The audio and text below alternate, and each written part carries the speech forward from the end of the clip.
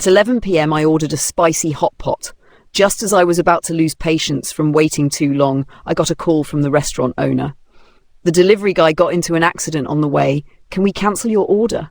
Helpless, I had no choice but to hit cancel. Right at that moment, a knock echoed from my door. Knock, knock. A voice called out, "Your order's here." I froze, confused. As I walked toward the door, I quickly called the restaurant owner back. Wait, did the delivery guy actually make it here after all? But the owner's reply was firm, almost harsh. No way. The driver, he died on the spot. A chill shot through my whole body, goosebumps breaking out everywhere. I immediately yanked my hand away from the doorknob, but the knocking didn't stop. Knock, knock, knock. That same voice repeated, "Your order's here." I hesitated. Should I peek through the peephole? Before I could decide, creak, a door opened next. "It's this room," someone said casually. Then came the sound of that door shutting again, followed by footsteps going down the stairs. I let out a long breath. So, they must have knocked on the wrong door. God, I'd been so stupid, way too jumpy. Dead on the spot? How could a dead delivery guy still bring food to my door? What is this, the afterlife's gig economy? Even ghosts got a hustle now? But before I could laugh it off and head back inside, knock, knock, knock. "Your order's here." My body, which had just relaxed, went stiff again. I shouted through the door, "You've got the wrong place! I didn't order anything."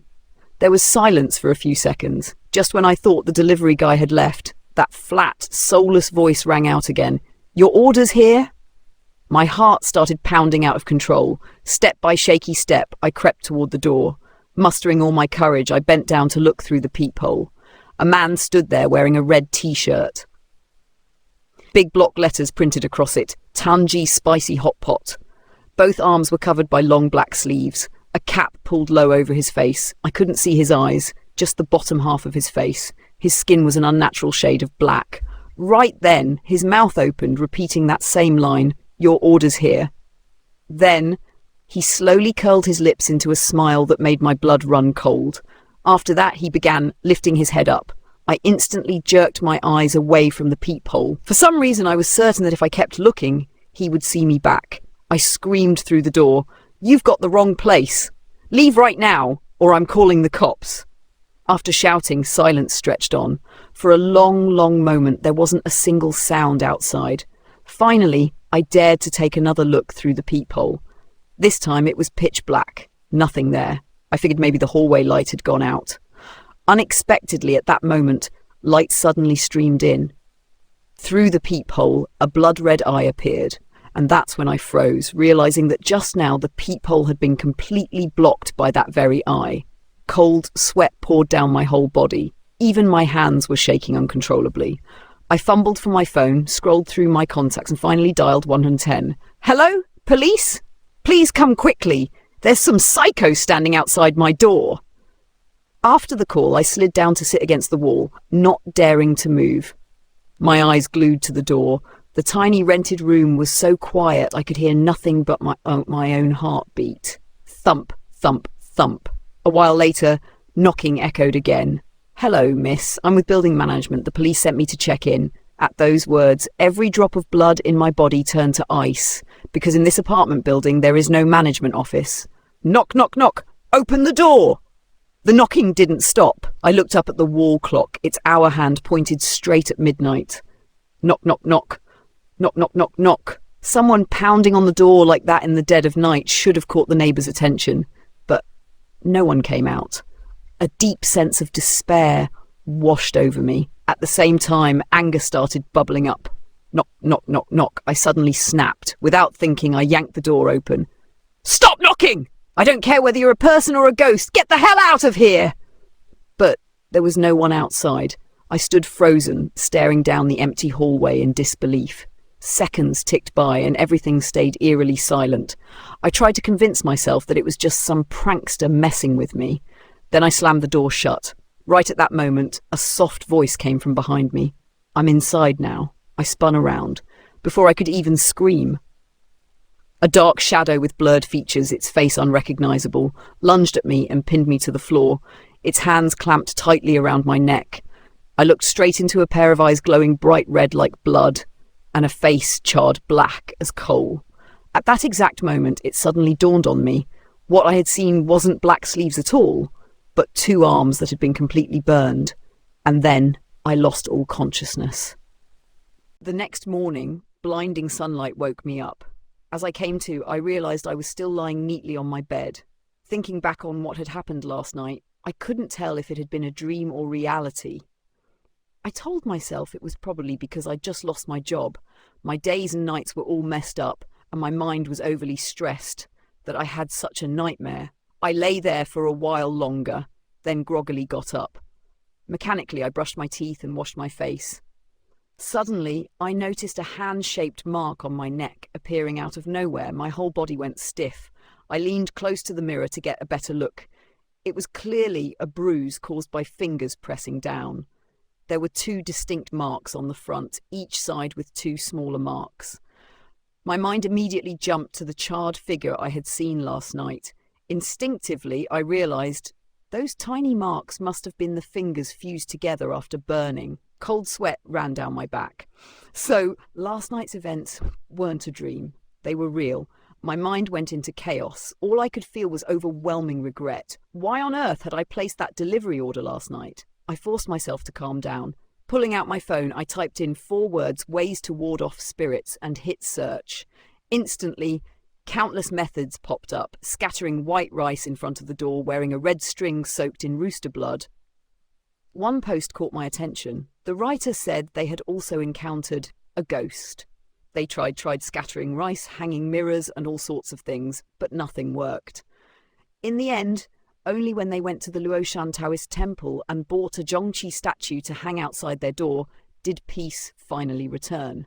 Luoshan Taoist temple, right here in my city. I didn't even bother with breakfast. I grabbed my bag and headed out, hopping on a bus. After sitting through more than 10 bus stops, I finally arrived at Luoshan Taoist temple. Since it was a weekday, the temple was almost empty. In the section selling ritual items, an old Taoist priest sat dozing off, nodding lazily. I walked up and immediately asked, "Hello, sir. Do you sell Zhongqi statues here?" The drowsy old man suddenly snapped awake. "Faithful one, do you want to ward off spirits? 1 session costs 1,000. We only charge after it works." I shook my head. "No, that's not necessary. I just want to buy a Zhongqi statue." The priest studied me for a moment, then turned his back, fetched a Zhongqi statue and handed it over. I paid and was about to leave when he called me back. "Faithful one, your aura is not good. If you need help, come back and find me." I hesitated, nodded, and then left the temple. Back home, I immediately hung the Zhongqi statue on the wall, directly facing the front door, silently praying in my heart. It must work. With my nerves on edge, night fell quickly. I wrapped myself in a blanket on the bed, eyes glued to the clock as it slowly crept toward midnight. My breath was shallow, my heart pounding like it might burst right out of my chest. I didn't blink once, staring rigidly at the front door until my vision began to blur. Finally, the hour hand reached 12. There was not a sound. 10 minutes passed, still as silent as the grave. No knocking at the door, no familiar voice. "Your orders here." I finally exhaled in relief. But before I could even relax, I froze. I saw it, the bathroom mirror. Inside, a woman stood there, hair hanging in tangled strands. Her face was pitch black like ash, her eyes glowing red like blood, staring straight at me. Ah! I tried to run, but my legs were like jelly, utterly powerless. In the blink of an eye, the woman glided right up beside me. I smelled a choking, acrid stench, the scent of burning flesh. At that exact moment, my face went pale as death. My eyes rolled up, and then everything went black. The next morning, the first thing I did was call the landlord. "Hi, I want to move out. This place is haunted." On the other end, a sharp, local female voice snapped back. "Don't think just because you say there's a ghost, I'll return your deposit." Lately, I'd been strapped for cash. 1 month's deposit was no small amount for me. I lowered my tone, pleading, thinking even half back would be fine. But the landlord didn't even hesitate. She cut me off coldly. "Move out immediately! Don't even think about getting a single cent back!" Working at a spicy hotpot restaurant and now demanding a proper rental in a residential area. Might as well be dreaming! She hung up on me with a click. A surge of rage boiled up in my chest, but there was nothing I could do. I had no choice but to take advantage of the daytime to quickly pack my things and leave. Luckily, I didn't have much, just a few sets of clothes and some books. I shoved everything into a single suitcase. While packing, I noticed a plastic bag shoved deep in the bathroom cabinet. Opening it, I found a long-sleeve black jacket. For a moment, I couldn't remember ever owning such a jacket. Thinking it must have been left behind, I tossed it into my suitcase. Being in a rush and low on cash, I temporarily stayed in an old inn near the boarding houses, 51 a night. That night, I didn't dare go anywhere. I curled up on the narrow, damp bed and fell asleep without realizing it. Around midnight, I was woken by the urge to pee. Opening my eyes, I looked around in panic. Thankfully, nothing seemed out of place. I stepped down from the bed, reaching for my slippers. As I lifted my foot, I suddenly felt something heavy, as if something was gripping me. I froze, staring down. A hand emerged from a chunk of charred flesh, gripping my ankle. Squinting to see clearly, it looked like a child. Fear made my teeth chatter uncontrollably. I thrashed and kicked, trying to shake it off, but it seemed fused to my flesh. No escape. Suddenly, the burned mass lifted its head. On the twisted, candle-like face, a smile appeared. Cack, cack, cack! A high-pitched, shrill laughter echoed. My whole body convulsed. Then I blacked out. When I came to again, I found myself lying on the floor of the filthy inn. I forced myself to sit up, clutching my head, painfully trying to think. The truth was clear. Hanging the Zhongqi statue or moving to another place didn't do a damn thing. 3 nights in a row I had faced 3 different demons. One was the man wearing the red Tunji spicy hotpot t-shirt. One was the woman with hair hanging in tangled strands. And the last, the child, charred black.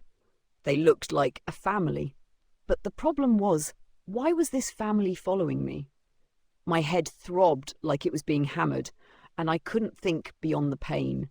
The only thing I could figure out, if I couldn't escape, I couldn't just sit around waiting to die. If all of this started with that late-night food order, then I had to go straight to that restaurant to find some clues. I opened the delivery app and pulled up the spicy hot pot order from that night. From the inn I was staying at, the restaurant was only 3 bus stops away. I hesitated a bit, then decided to walk. Along the way, looking at the buildings on either side, I felt an uncanny familiarity. It was as if I had walked this street countless times before. I shook my head, trying to push the feeling away. The Tanji spicy hot pot restaurant was at the second shop, past the bend. I hesitated for a moment, then stepped around the corner. Froze in place. I checked the delivery address on my phone again, no mistake. This was it, but in front of me was a completely burned down restaurant. Ash and charred debris piled across the floor. A few remnants of burnt tables and chairs were still visible. On the smoke-stained wall, the red letters Tanji Spicy Hot Pot still faintly glowed. Each letter seemed to stab right into my eyes. "Hey girl, did you know anyone in that family?" Suddenly, an old woman's face appeared from the side, asking. I hadn't even opened my mouth when she continued. "Poor things, the whole family burned alive. The little one hadn't even learned to walk yet." A chill ran down my spine. When did that happen? I heard myself ask, my voice echoing like it came from far away. "Just over a week ago. In the middle of the night, the fire broke out. The area is cramped, the fire trucks couldn't get in. By the time they pulled them out, all 3 were already charred black." I couldn't remember how I had made it back to the inn. I curled up on the damp bed, hugging myself, trembling. The light outside grew dimmer by the minute, darkness creeping in. In that moment, I made a decision. I jumped up and ran straight to Luoshan Taoist Temple. The old Taoist priest was still sitting half asleep behind the ritual items counter, as if he had never left. "Master, I want to ward off the spirits!" I called out. He opened his eyes and looked at me, his expression showing no surprise whatsoever. He slowly stood up, stretched lazily, and held up 3 fingers. 3,000. By now, there was no time to think. I just had to act. Whatever it took to get rid of those demons, I was willing to pay. I nodded eagerly. "Fine! 3,000 it is! Just make sure it works immediately." The priest smiled, nodding in approval, then turned and grabbed a coin sword, strolling behind me. We returned to the cheap inn where I was staying. He looked around, then sat down on the window ledge and began drawing talismans. By the time he finished, it was just past 9 in the evening. I went out and bought 4 meat-filled steamed buns, 2 for me, 2 for him. The old priest sat cross-legged on a chair, eating and talking at the same time. "Little lady, tell me, how did you get caught up in this mess?" "I don't know. I was hungry that night, ordered a spicy hot pot, and then everything started," I replied. He stroked his chin thoughtfully. "Normally, ghosts and demons don't easily go after the living. Think carefully. Have you ever had some kind of karmic connection with them?" A wave of inexplicable anger surged in my chest. How would I know? Unemployed, haunted by spirits, and unlucky things keep piling up on me. The priest remained silent. After a moment, he spoke slowly. "All right, in a little while, let me try to meet it and see what's going on." Time flew by, and before long, it was midnight. Heavy footsteps echoed from the hallway. Slow, dragging, dry. It was as if every joint in that body had rusted. One step. Drag. Thud. Swish. Swish. The footsteps stopped right outside my room. The old Taoist priest held a talisman in one hand, the coin sword in the other. "Knock. Knock. Knock. Your order has arrived."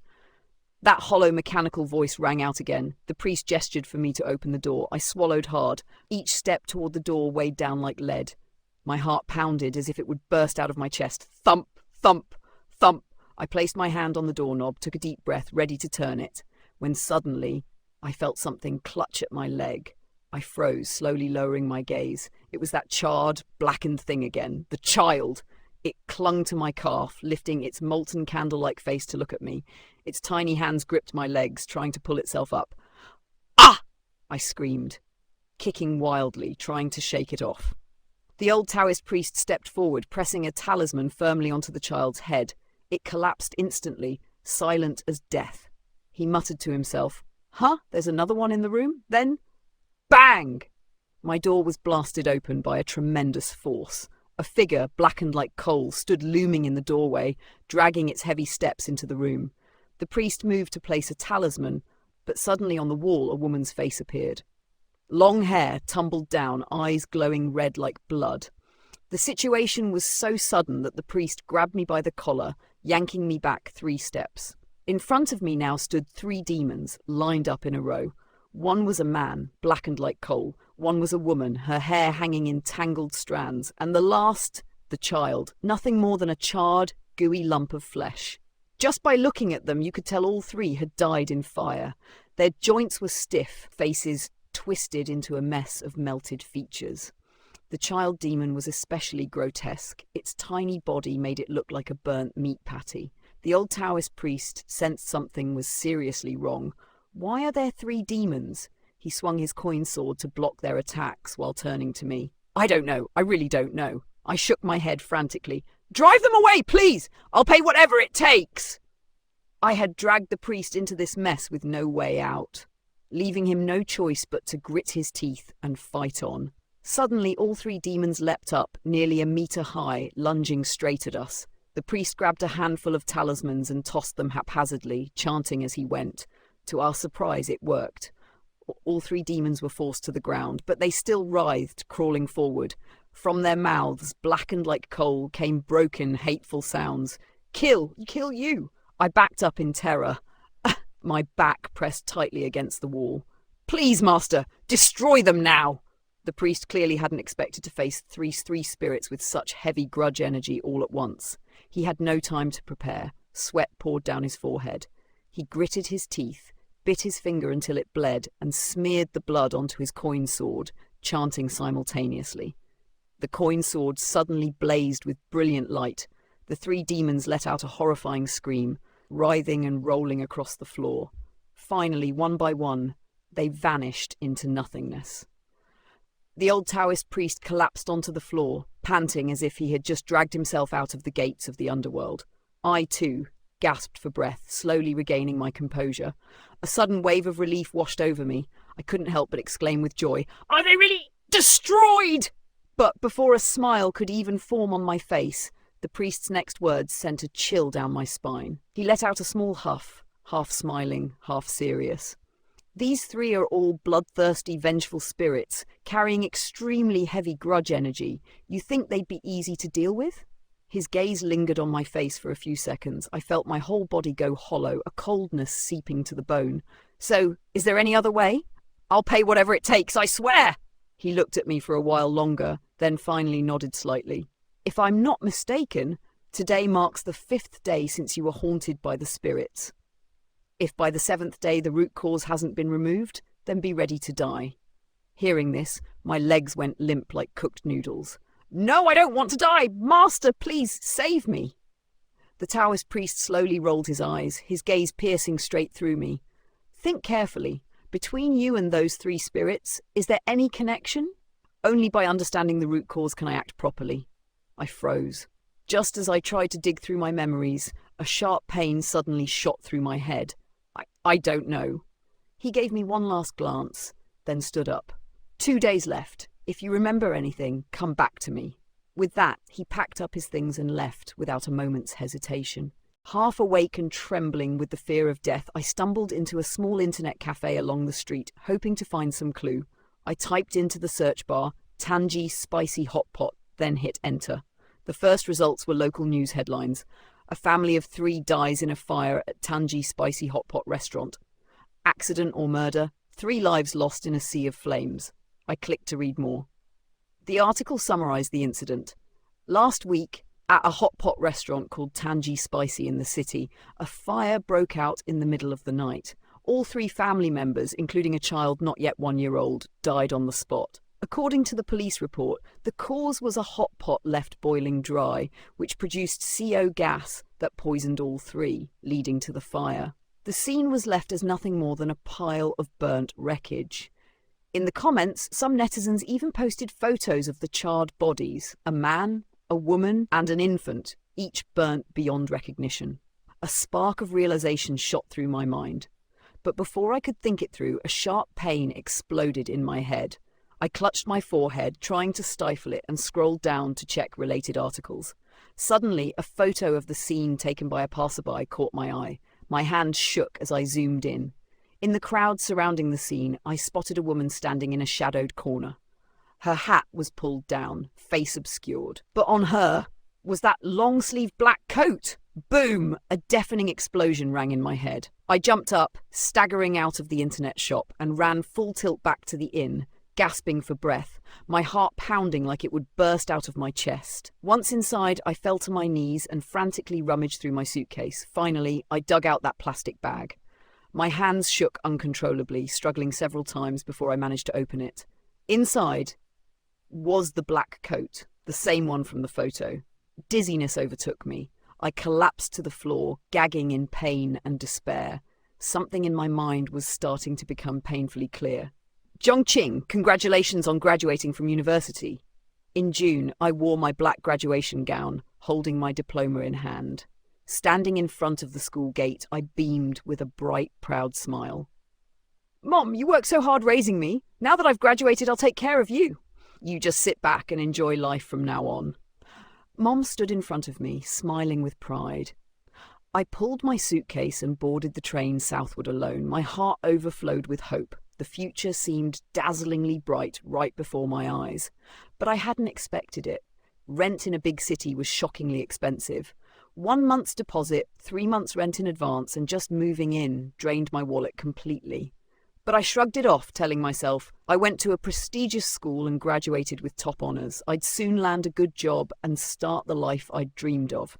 I even planned to bring Mom up from the countryside quickly so she could live in comfort. Reality, however, hit me like a slap in the face. Big cities have plenty of opportunities, but the competition is savage. Every day I woke up and glued my eyes to the screen, sending out batch after batch of job applications. At first, I aimed for large companies in my field. The result? Not a single reply. Not even an interview invite. I tried to keep my spirits up, studying more while sending out even more applications. 3 months passed, still 0. The number of companies I could even apply to kept shrinking. The money in my pocket was almost gone, and I was starting to panic. But every time I called home, Mom would say, "Don't worry, my child, I believe you'll definitely make it." The more she said that, the heavier the guilt weighed on me. Mom raised me alone through countless hardships. Now I should be repaying her, taking care of her. Yet here I was, still making her worry about me. I gradually started submitting applications even for jobs outside my field. As a natural sciences major, I even began applying for positions like secretary or logistics. I no longer focused only on big-name companies, whether it was a tiny firm with a dozen people or just a couple of employees. As long as they were hiring, I applied. Finally, I got a few interviews. I showed up at a small factory on the outskirts of the city. Behind a chipped wooden desk, the chubby boss sat with his legs crossed, squinting and grinning. "Oh my little company can't even support a fairy like you." I forced a smile. "I just want a job." "Good heavens, we don't need someone with your education. I didn't expect you'd actually come for an interview." "Well, here, take 20 yuan for travel. Consider it a consolation for not going home empty-handed." I wanted to refuse the money, but I didn't have enough pride left to do so. It was already the 12th month I'd been living in this southern city. My savings had long run dry. I paid rent in a residential building, moved into a cramped, dark little room in a slum. I ate only 2 meals a day, each meal just a single bun. I didn't dare call home, too afraid to hear Mom's voice. I didn't know what to say, that I still hadn't found a job. Clearly, I had tried my hardest. That night, hungry and freezing, I couldn't sleep. I wandered the streets in the cold winter night, not knowing where to go. Then, up ahead at a corner, I saw a spicy hot pot restaurant. A bowl of it on a freezing winter night would be heaven. By the time I realized it, I was already standing right in front of the restaurant. At that moment, I noticed a notice pasted on the door. "Hiring. Monthly salary 3,000, 2 meals included." I started working at the Tanji Spicy Hot Pot restaurant. Every day, from 6 a.m. to 11 p.m., I only got 1 day off per month. The 2 meals meant eating whatever leftovers hadn't sold the day before. When it got busy, I was slammed, clearing tables, washing dishes, scrubbing down surfaces. After the rush, I'd squat by the door, prepping vegetables and skewering meat. I moved out of the slum and rented a room in a residential area, but my life was still unbearably miserable. I couldn't stand going home every night, seeing filthy streets and overflowing sewage, and feeling like my life was over. I cried countless nights, crying until I had no tears left. By the 3rd month at the restaurant, I got a call from a relative. They said my mother was seriously ill and urgently needed 10,000 yuan. To keep her at ease, I'd always lied, saying I had found a job. Now, all the money I had combined barely came to 6,000 yuan. I had nowhere else to turn. I begged the restaurant owners for an advance on my wages. Unexpectedly, they just sneered, "No way! 3,000 yuan a month plus meals. This is already the best deal you're getting. Don't even dream of an advance." I pleaded, almost on my knees. The landlady stood to the side, smirking. "What's the point of studying so hard? In the end, you're just working for me, and you can't even scrape together 3,000 yuan. I stood there, wishing I could sink through the floor from shame. "New order," the robotic voice chimed, momentarily breaking the heavy atmosphere. The owner didn't pay me any attention anymore. He quickly made a serving of spicy hot pot, packed it up and shoved it into my hands. "Deliver it quick!" The plastic container couldn't handle the heat. My palms burned like fire, but my heart felt numb. I walked in a daze, not even aware of what I was doing. By the time I delivered it, the spicy hot pot had spilled everywhere without me noticing. The customer threw it on the ground. "What is this? I'm giving you 1 star." Waves of despair crashed over me like a flood. I made a decision. That night, after work, I went back to my room, put on a black jacket, and snuck back to Tunji restaurant. I restarted the cold pot and fired up the stove. I set the pot of lo-kai on top. Before leaving, I looked up to the 2nd floor. The owners lived right above the restaurant. The winter air was biting cold, and every window and door was tightly shut. And then I remembered. In that instant, all the memories flooded back. I laughed silently, laughed until tears streamed down my face, laughed so hard my whole body shook, convulsing uncontrollably. Regaining my composure, I went back to the old Taoist priest. "I really can't figure out any connection between me and those demons. Here's the deal. I'll pay 10,000. You help me get rid of them." I thought of the stacks of cash I'd found in the secret compartment of my suitcase. The faint smell of spicy hot pot still clung to them. The old Taoist priest stayed silent for a moment, as if weighing something carefully. Finally, he nodded in agreement. "Then we'll have to use the art of body transference. I'll make a fake human figure. When those demons think it's you and destroy it, they'll believe their revenge is complete. Once their grudge is fulfilled, they'll vanish on their own. I paused for a moment, then asked, "Does this really work?" The old Taoist priest stroked his beard, his tone serious, about a 50% chance of success. "And if it fails?" I asked. He gave me a sharp look. "Today's already the 7th day. If you don't act, you're as good as dead. Trying gives you a 50-50 shot. Doing nothing means start preparing your funeral." I was choked up, unable to argue.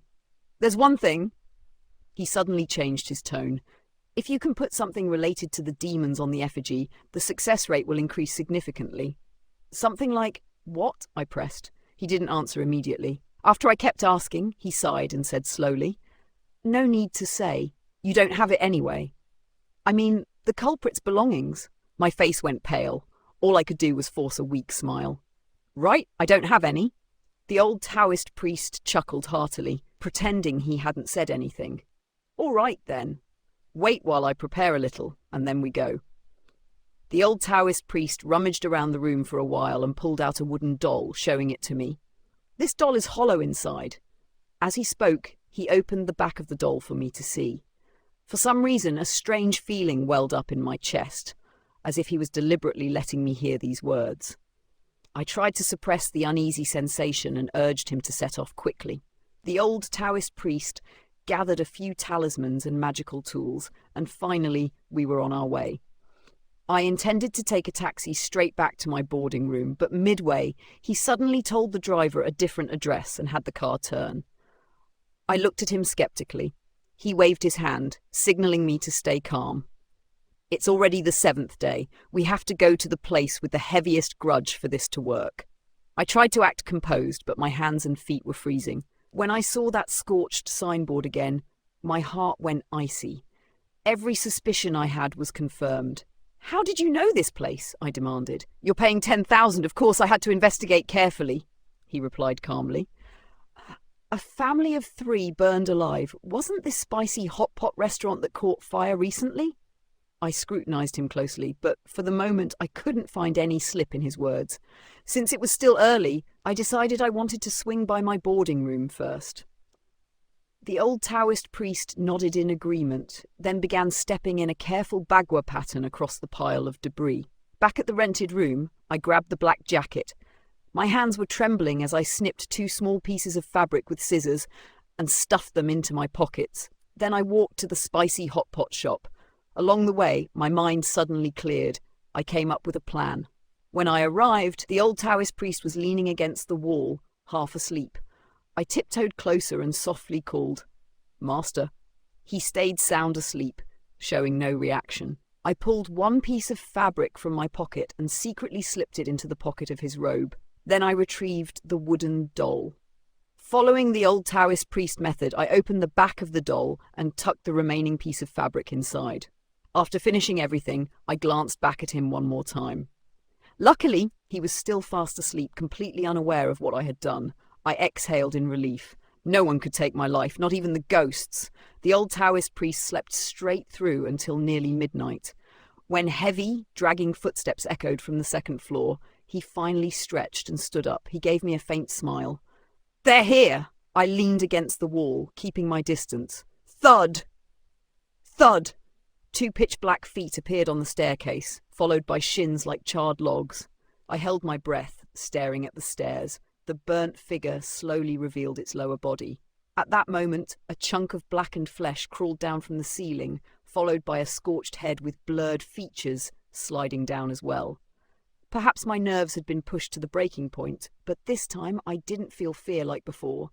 All I felt was a wild, manic excitement to destroy them. I screamed like a madwoman, "Master! Destroy them all now!" He began chanting. Maybe because it was the 7th day, the 3 ghosts weren't affected at all. They grew abnormally large and charged madly at the wooden doll. In an instant, the doll was shredded. The old Taoist priest was about to breathe a sigh of relief. But unexpectedly, the ghost suddenly spun around and lunged at him. He immediately realized something was wrong. His expression darkened as he glared at me. And me? At that moment, I smiled. That smile was even scarier than the ghosts themselves. The three ghosts quickly surrounded the old Taoist priest. He struggled, trying to fight back, but it wasn't long before he was overwhelmed. Blood spurted from his mouth as his body collapsed to the ground. At that exact moment, all three ghosts vanished. Ha ha ha! I finally burst out laughing, a mad, uncontrollable laugh. The old Taoist priest trembled, pointing a shaky finger at me. It's you! I laughed endlessly. Yes! It's me! I was the one who burned them all. Why? I studied hard for over 10 years, graduated from a prestigious university, thinking I'd step into a bright future. But what happened? I couldn't even find a job to make ends meet. Not only that, everyone could mock me. Even those hotpot vendors looked down on me. The old Taoist priest cut me off. You may be living a life you don't want, but that doesn't give you the right to kill innocent people. And what if I do? I can't even survive my own life. Those who look down on me, how could I let them live in peace? Not sure if it was a hallucination. I saw a trace of pity in the old Taoist priest's eyes. What? He was pitying me? I laughed even harder. Now you're about to die too. Who do you think would believe you were killed by a ghost? He stared at me, then shook his head. He raised a hand, pointing straight behind me. Reflexively, I turned my head, and my eyes met a pair of blood-red eyes, glowing like fire. I tried to run. The owner of those red eyes shot out blackened hands, clamping around my neck. I barely had time to gasp. Why? Why is this happening? Then a sharp pain shot up my leg, cutting off my words. I looked down. Blackened flesh was biting into my leg. My left shoulder throbbed with pain as a charred head gnawed at it. How can this be? Weren't the three ghosts already destroyed? I looked at the old Taoist priest in horror. He had now stood up, lazily wiping blood from the corner of his mouth. The life of a killer like you is still standing here. When would the ghosts ever back down? Then he pulled my jacket out from his Taoist robe pocket. Now we have both witness and evidence. The knocking at the door didn't stop. I glared at him, disbelief and hatred written all over my face. Why are you staring me down like that? If I can exorcise ghosts, of course I can communicate with them. Let me tell you the truth. At first, they only wanted to scare you. If you had surrendered willingly, you would have been spared. But who knew you would cling to life so desperately, even trying to drag this old Taoist down with you? So I had no other choice. My eyes were bloodshot, the eyeballs almost splitting. Pain surged in waves, and then I completely sank into darkness. When I woke up, I was in a hospital. I stared at the stark white ceiling, smelling disinfectant. For a fleeting moment, I couldn't tell if I was dreaming or awake. Awake at last, a voice called from above. I turned. 2 uniformed police officers were standing by my bed. In that instant, I knew I couldn't ever go back. The end!